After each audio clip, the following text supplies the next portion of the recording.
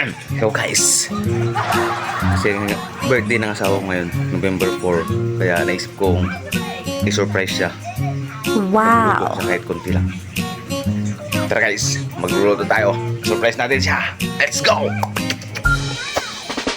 Kaya ito na guys, bumili ako ng cake.